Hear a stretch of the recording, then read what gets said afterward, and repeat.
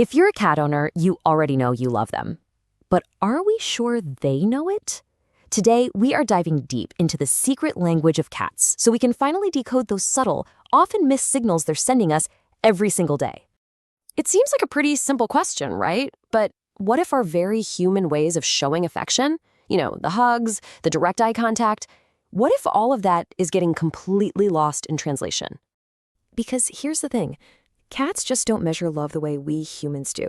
They've got their own language, one that's built on trust, safety, and these really subtle connections.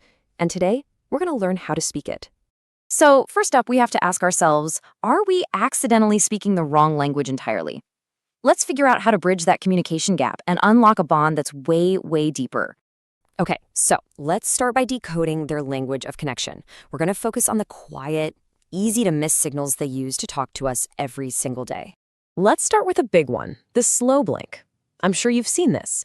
Your cat's across the room, and they slowly close and open their eyes at you. They're not just tired. Researchers actually call this a cat kiss. It's a very deliberate signal that they feel completely safe and totally at ease with you.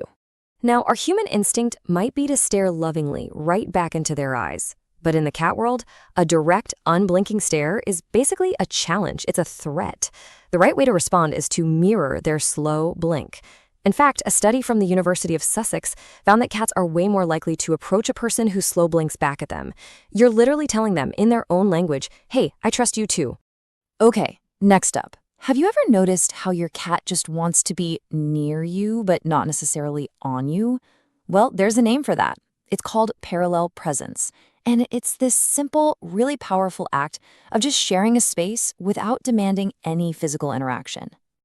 So when you're just sitting in the same room with them, maybe you're reading a book or working on your laptop, you're sending this incredibly powerful message. It builds immense trust because you're not asking for anything. You're just enjoying their company, completely on their terms. All right, be honest with me. Do you have that special voice? The high-pitched, maybe slightly ridiculous voice you only use for your cat? Well, if you do, you're not just being silly. You're actually tapping into some serious science. So get this, a 2022 French study found that cats engage way more when they hear their owner use that special cat voice. But what's really fascinating is that they barely reacted at all when a stranger used the exact same tone. It proves it's the combination of your voice and that specific pitch that creates this unique signal of safety just for them. Okay, so now let's go a layer deeper than just communication and talk about honoring their wild side, tapping into those hardwired natural instincts that really drive their behavior. See, inside every single house cat, there's still a hunter. And when they play, their brain is running this ancient program, the full hunting cycle. And for this cycle to feel complete, to feel satisfying, it absolutely has to have a conclusion. The problem is, most of us only engage them in the first few steps, right?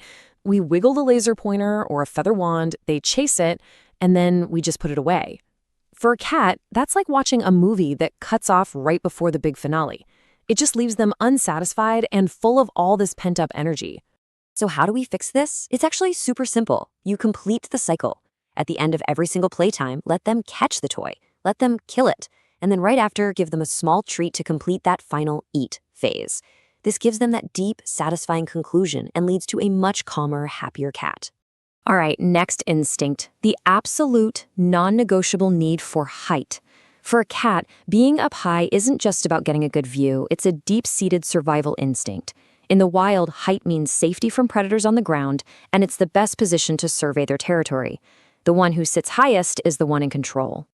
So if your cat is always climbing on top of the fridge or your bookshelves, they're not being naughty, they're just seeking that feeling of safety and control. The solution is to give them a dedicated spot that's above your own eye level. A tall cat tree or even just a cleared-off space on a high shelf will do wonders for their confidence. Let this number just sink in for a moment. A cat's sense of smell is about 14 times stronger than ours. Scent isn't just a sense for them, it's a primary way they experience the entire world. And your specific scent? That's one of the most important parts of their world. And this is why the power of their owner's scent is so important. When your cat sleeps on your hoodie or that shirt you just took off, it's not some random act. They are literally wrapping themselves in your comforting presence.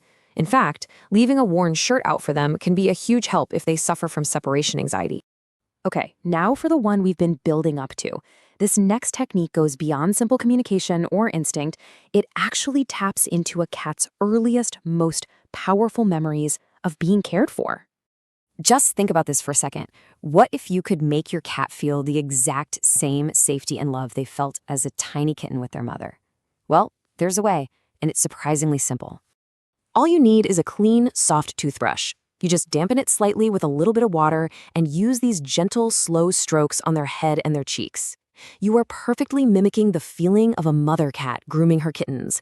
The texture, the dampness, the motion, it all sends this incredibly powerful signal of pure care straight to their nervous system. And believe me, this is so much more than just petting.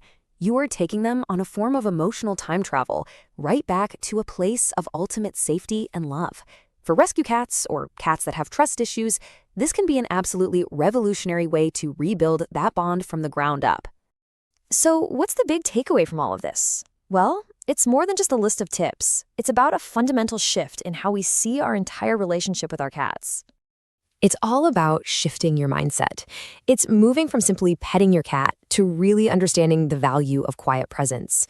From just playing with them to actually fulfilling their deep hunting instincts. From speaking at them to truly understanding their language. It's about learning to express love not in our language, but in theirs. And that just leaves us with one final thought. After everything we've talked about, what new language are you going to try speaking with your cat tonight? Is it going to be a slow blink from across the room? Or maybe a new, more satisfying way to end your playtime? The conversation, it starts right now.